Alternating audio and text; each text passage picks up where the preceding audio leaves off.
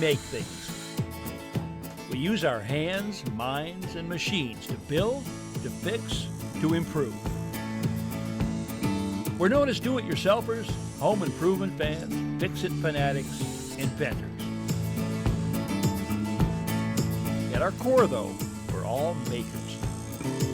So let's jump in and make something.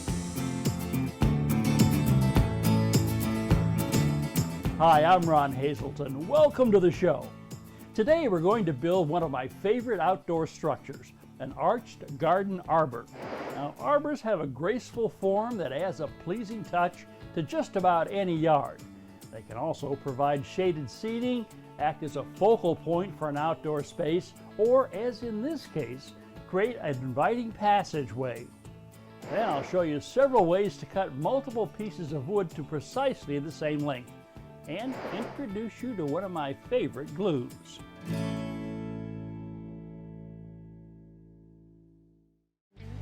Well, I'm on my way to Apple Valley, Minnesota.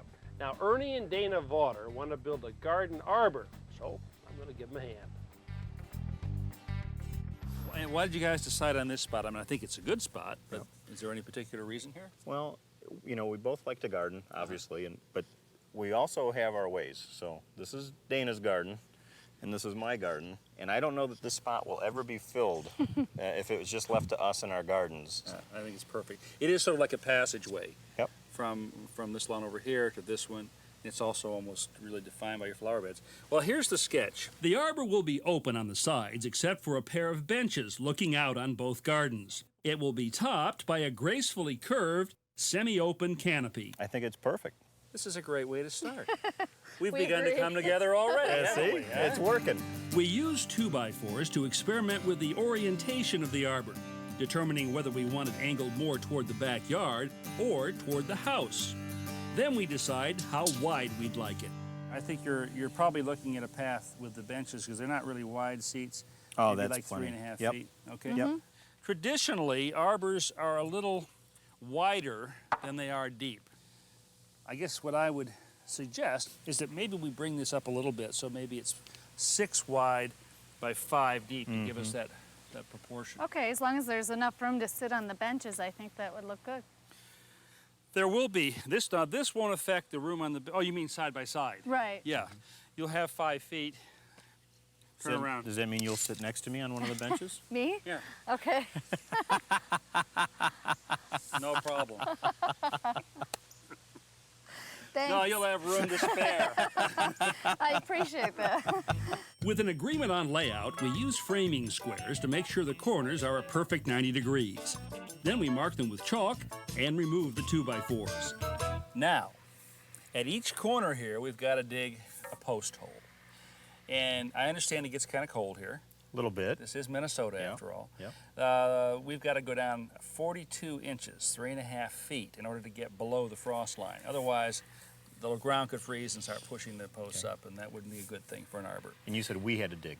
We have to dig. Actually, I've got 2 of these, so we you're can trade holding off. Now, we can do it the old-fashioned way with a post hole digger like this, but 3.5 feet's a pretty deep hole. Or we can do it the high-tech way with a power auger.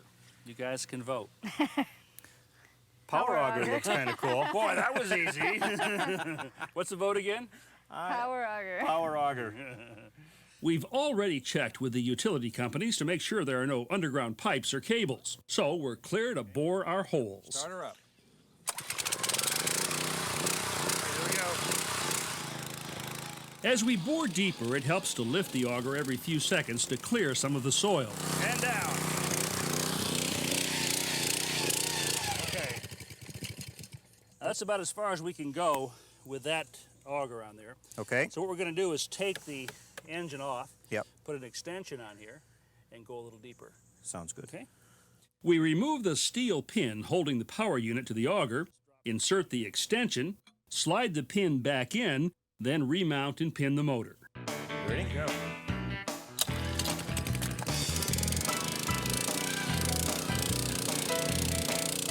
Up. And down. Finally, after removing the motor and extension, we pull out the soil-packed auger bit.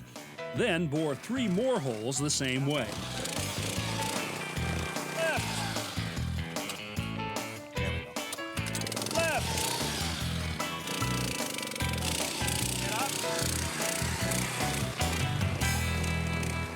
Well, our holes are down 42 inches. That wasn't so bad, was it? I don't know. Drenched. You're not sweating at all.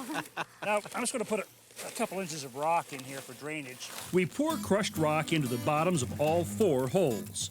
And now we're ready to set our posts. The green-colored pressure-treated lumber prevents future wood rot. After placing the first post, we use a post level to make sure that it's plumb or perfectly vertical. Next, we attach a wooden brace, check the adjacent post for plumb, and attach the opposite end of the brace to it. We repeat this process, bracing all 4 posts at both the bottom and the top. The braces not only keep the post vertical, but also properly spaced. Next, we fill the holes with dry, fast-setting concrete, then add water. No mixing is required. We're going to keep putting the water on until this is saturated, so just kind of a gentle flow. And if it starts cooling up, just turn it off, let it soak back down. As Dana continues to add water to the concrete mix, we repeatedly check the post to make sure it remains perfectly vertical. Toward B? There we go, perfect. Okay. We repeat the process for the remaining posts. As the water soaks into the dry concrete mix, we add more until the level stabilizes at the top. It takes only about half an hour for the concrete to set, and when it does, we remove the braces. All right. All right, that's our last brace. Now, the next thing we're going to do is, well, for lack of a better term, I'll call it cladding. We're going to apply some cedar to this pressure-treated lumber, which goes down into the ground. Right. To make it more attractive, to cover up the green lumber here, but also to give these posts some more bulk. They look too spindly now. So let's go over here. I've got the cedar laid out. We'll start cutting this to length and putting it on. Okay. Sounds good. With 16 boards to cut, 4 for each post, we use a power miter saw. Since they're all the same length, I've set up a stop block, which allows us to cut each board to the same length without having to remeasure. So here's the way this is going to work, guys. I've got a line up here. It's 7 feet that I've carried all the way around on all 4 posts, all right? We first attach 2x4s to the faces of the post using rust-proof screws. Then we attach 2x6s to the sides. Not only does the post look more substantial, it also has some interesting detail. With this part of our job complete, we're ready to move on to a whole new phase of construction. Are you up for something a little adventurous, maybe? Sure. A little curve, perhaps? Because I'm thinking a little curve in the end of these might look really nice. Yeah, sounds Okay. good. We can draw it out and you can decide. So here's the way we're going to do that. I'm going to come down this way about 3 3/4 of an inch. I'm going to make a mark there. And I'll readjust my square for 6. I'm going to come down here, make a line at 6. Now I'm going to take a very high-tech piece of curve drawing equipment, namely this bucket, Okay. and I'm going to put it right on those 2 marks, and then just trace the outline of this, just like so. And there's our arch. Pleasing to the eye? That's not, we're gonna have to Sure. get ourselves one of those. Yes. Special I could tools. arrange for this. Dana cuts the curved end with a jigsaw. Then, after repeating this process on both ends of the beam, we lift the first one into position and screw it to the posts. We install 2 beams to each pair of posts, then trim each post to length with a handsaw. Now we're ready to cut a second set of beams, the 2 arch-shaped ones that will span the front and rear of the arbor. I've got this so you can see it more clearly in this. Great. Now, it also has scalloped ends. We have used our bucket right here, or I have, to lay those out the same way we did before. Just couldn't find a round object big enough to do this arch. Okay. So we're going to use a different method here. Actually, what I've done is put some small nails in here. One down here, which is one end of the arch, one right here, which is the center of the arch, or the high part, and then one here, which is the other end. And then we'll take this thin strip of wood, and we're just going to kind of weave it in between the nails like that. It'll bend, and since it's a uniform thickness, it bends fairly consistently. Ernie and Dana first trace the top of the arch. Then we reposition the wood strip and draw the bottom. There we go.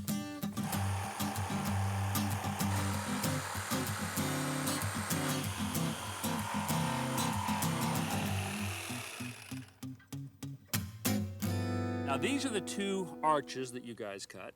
All I've done is add 2 stringers in here. And what we've got here is sort of a canopy, if you will, for the arbor. I think it's going to be easier to assemble this here and then set it up as one unit, okay? All right. So I pre-drilled some holes down there, Ernie, in the end. Yep. Some clearance holes. Dana and Ernie attach the arched beams to the stringers with screws. Now to finish up our canopy, we're going to put these slats on here. Let's start right here in the center. I put some marks over there. Do you see them, Ernie? Yeah, I got them. Everything centered up? Okay. Yep. We attach the slats starting at the center and use spacers to help us maintain a uniform distance between each one.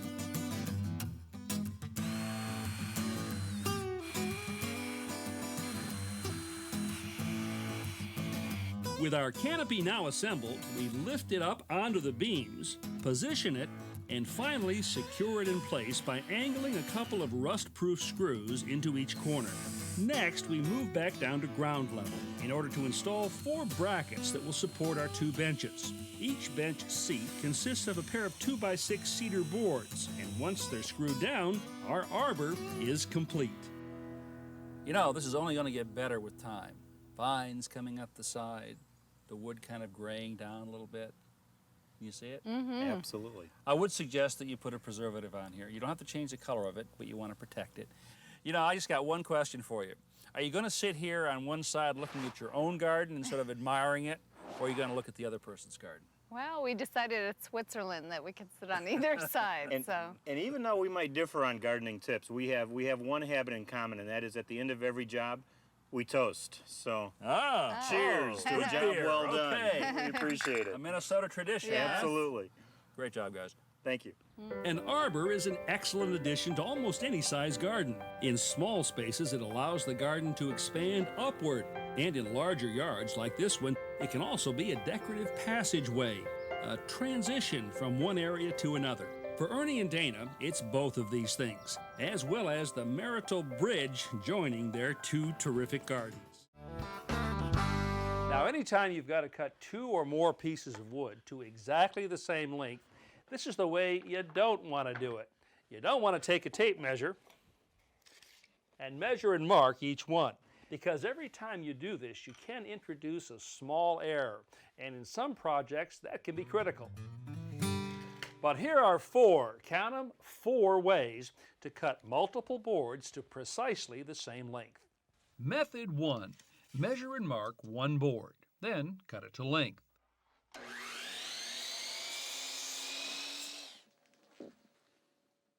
Write pattern or sample on the cut piece. Now, instead of measuring and marking additional pieces, use the pattern. Make sure the ends are flush and use a sharp pencil for the marking.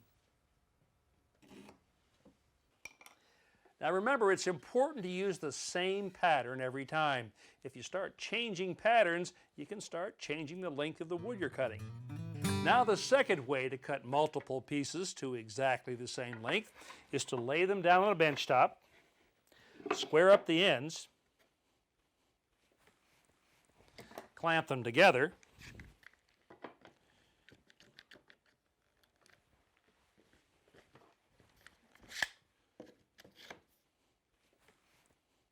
measure and mark 1 time,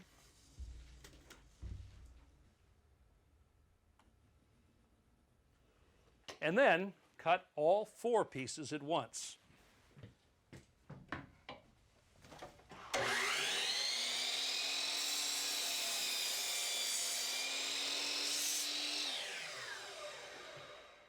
Now, if you've got a whole lot of pieces to cut or clamping things together is impractical, here's a third technique using the power miter saw. Clamp a strip of wood to the miter saw fence. I'll call this the auxiliary fence. A 1x4 or a 1x3 is a good size. With the board clamped, cut off the end. Now put the measuring tape on the cut end and measure and mark the length of the boards you want to cut. Place a scrap piece of wood on the mark and clamp it in position. I call this a stop block. Place an oversized piece of stock on the saw table and slide it until the end contacts the stop block. Hold it firmly and make the cut. Any number of pieces can be cut this way with identical results.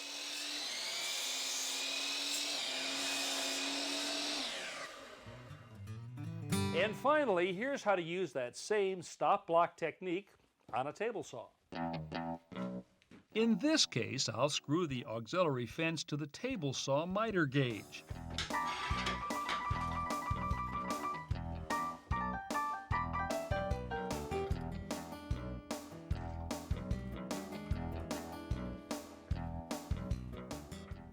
Once it's attached, I cut partially through the auxiliary fence.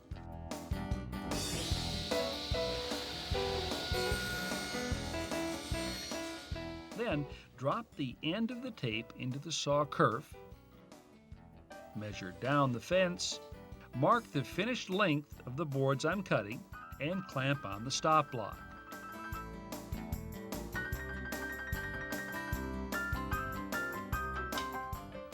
Here, I set the workpiece on the table saw, slide it down until it contacts the stop block, hold it securely against the auxiliary fence, and make the cut.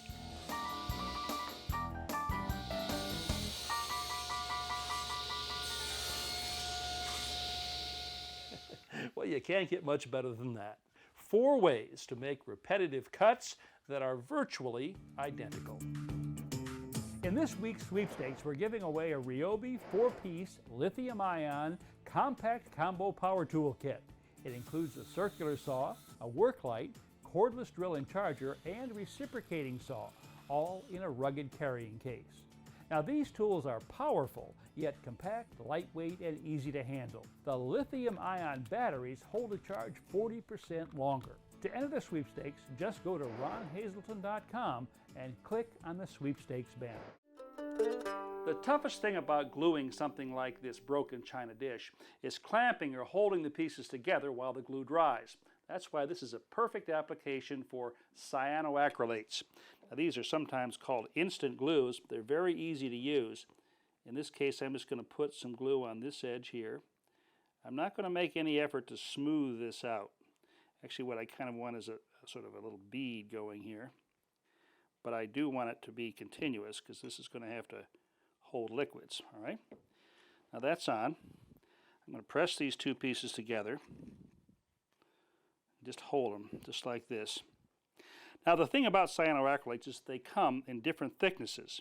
Generally speaking, the more coarse or porous the material, the thicker glue you'll want to use. You'll also want to use the thicker glues on plastics. Now this particular one that I'm using takes about 10 to 15 seconds to set up. So I should be able to let go of this and have a repair. Now the truth is I want to wait about 24 hours for this to reach maximum hardness. So before I put this back into use, I'll let it sit on the shelf overnight.